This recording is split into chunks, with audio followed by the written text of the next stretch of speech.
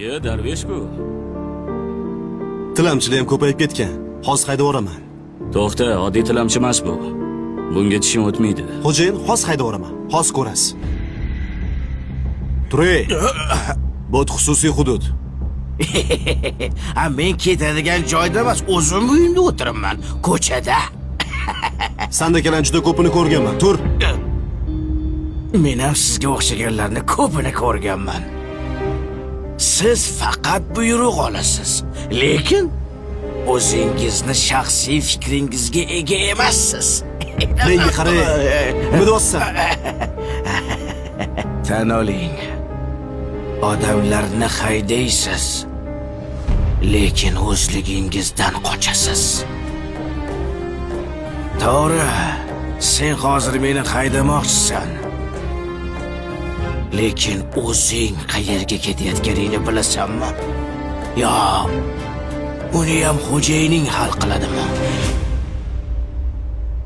Bilasanmi? Men har doim yolg'iz yuraman. Chunki odamlar ko'p, lekin ishonch yo'q. Ko'zlar bor, ko'rmoq yo'q. Quloqlar bor, lekin eshitadigan odam yo'q.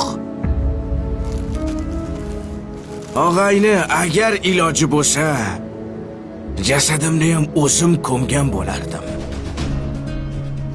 Chunki janozamga kelgan odamlar men haqimda emas, oyoq kiyimi haqida qayg'uradi.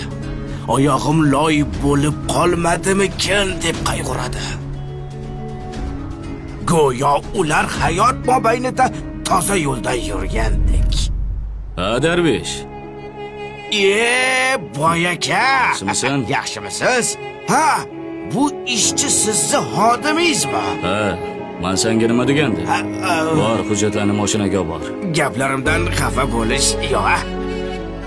Uzr. Mayli. Menga ruxsat endi. To'xta. Labay. To'g'risini ayt.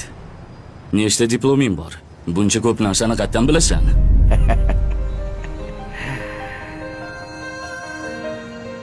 Yaqinroq keling. Boy aka, meni bitta diplomim bor. Uyam bo'lsa xatolar degan diplom. Men ko'p xato qilganman.